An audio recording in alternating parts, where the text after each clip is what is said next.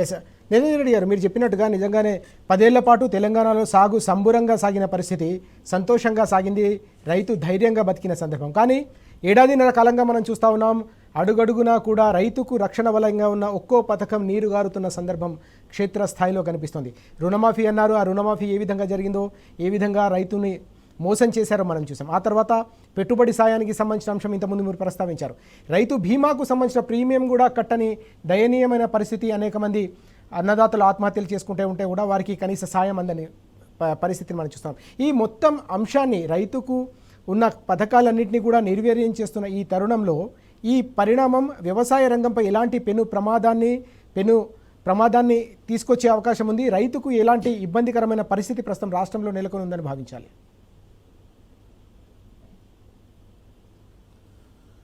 తెలంగాణ సమైక్య రాష్ట్రంలో తీవ్రమైనటువంటి సంక్షోభంలోకి కూరుకొని పోయి ప్రాజెక్టులు కట్టక, నీళ్లు ఇయ్యక, కరెంటు ఇయ్యక, చెరువులను దురస్తు చేయక, గ్రామీణ ప్రాంతాలను పట్టించుకోక, వ్యవసాయం మొత్తాన్నే నిర్లక్ష్యం చేసిన కారణంగా సమైక్య పాలకులు ఒక తీవ్రమైనటువంటి సంక్షోభానికి గురైంది తెలంగాణ వ్యవసాయం. మనం కళ్ళారా చూసినాం. ఎకరా 2 ఎకరాలు కాదు, 10-20 ఎకరాలు ఉండేటువంటి రైతులు కూడా ఆఖరికి పశువులు నమ్ముకొని, చెలకల్లో ఉండేటువంటి తుమ్మ చెట్లు నమ్ముకొని, యాప చెట్లు నమ్ముకొని, చింత చెట్లు నమ్ముకొని, అమ్మడానికి ఇంకేమీ లేకపోతే పొలాలు కూడా అమ్ముకొని, అప్పటికి ఇంకా ఏం చేత కాదనుకుంటే పట్టణం ప్రదేశాలకు వలసలు పోయి అడ్డకూలీలుగా బతికినటువంటి దుస్థితిని మనం చూస్తున్నాం. అంటే వ్యవసాయ సంక్షోభము తీవ్రమైనటువంటి ఆవేదనను మిగిలించింది, ఆత్మహత్యలను మిగిలించింది. అదేవిధంగా వాళ్ళు వలసలు పోయేటువంటి దానికి పురికొల్పింది. పిల్లా తల్లి ఎడబాసినటువంటి రోజులు చూసినాము. చాలా భయంకరమైనటువంటి, ఒక రకంగా చెప్పాలంటే ఒక జాతి అంతమయ్యేటువంటి చేరువలోకి తెలంగాణ సమాజం చేరిన సమయంలోనే, అటువంటి టైంలోనే తెలంగాణ ఉద్యమానికి శ్రీకారం చుట్టింది కేసీఆర్. ఈ గతాన్ని మనం మర్చిపోవద్దు. ఎటువంటి స్ట్రెస్ఫుల్ లైఫ్ అది. అక్కడి నుంచి మొదలై ప్రధానంగా రైతాంగ సమస్యలే ఇతివృత్తంగా, వ్యవసాయమే ఇతివృత్తంగా, సాగునీళ్లే ఇతివృత్తంగా, కరెంటే ఇతివృత్తంగా తెలంగాణ మలిదశ ఉద్యమాన్ని కేసీఆర్ అద్భుతంగా మలిచినారు. ఇవాళ ఉండేటువంటి ఈ పాలకులకు తెలంగాణ సోయి లేదు, తెలంగాణ భౌగోళిక అదేవిధంగా వనరులకు సంబంధించినటువంటి అంశాల మీద స్పష్టత లేదు, అవగాహన లేదు, తెలుసుకుందామనే చిత్తశుద్ధి లేదు. కడుపులో తెలంగాణ ప్రజలకు ఉండేటువంటి ఆ ఆకలి కానీ, ఆ ఆర్తి కానీ, ఆ ఆవేదన కానీ దాన్ని అర్థం చేసుకునేటువంటి మనస్సు లేదు. కేవలం అధికారం, ఏదో రకంగా అధికారంలోకి రావాలనేటువంటి, అధికారం చెలాయించాలి, అధికారం చేజిక్కించుకోవాలి, అధికారమే పరమావధి.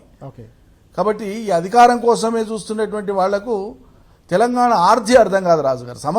సమస్య ఎక్కడొస్తుందంటే అదే. తెలంగాణ ఆత్మ లేని పాలకులు ఉంటే ఎట్లుంటుందో ఇవాళ చూస్తున్నాం. 18 నెలలుగా తెలంగాణ ఆత్మతో పరిపాలన చేస్తే ఎట్లుంటుందో గత 10 ఏళ్ల కాలం మనం చూసినాం.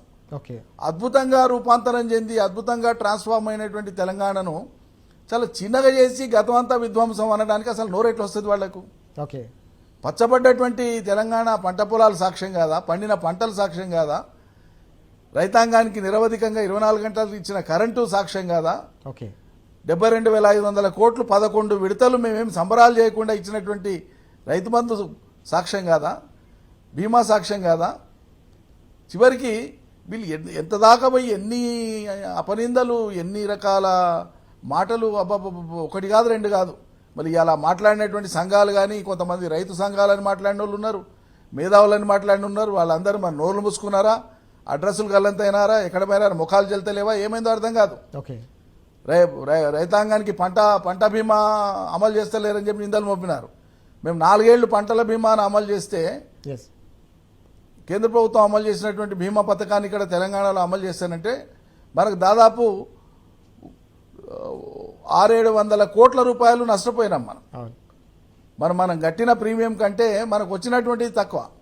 దాన్ని దృష్టిలో పెట్టుకుని ప్రధానమంత్రి ఫసల్ బీమా యోజన అనేటువంటిది, ఇది ఇన్సూరెన్స్ కంపెనీలకు మేలైతుంది తప్ప కేంద్ర ప్రభుత్వం తెచ్చినటువంటి స్కీము ఇది మేలు జరగదు. దీనికి ప్రత్యామ్నాయంగా ఏదైనా ఆలోచించాలంటే లేదు ఆ పథకం అమలు చేయాలని బీజేపీ మాట్లాడింది, కాంగ్రెస్ మాట్లాడింది.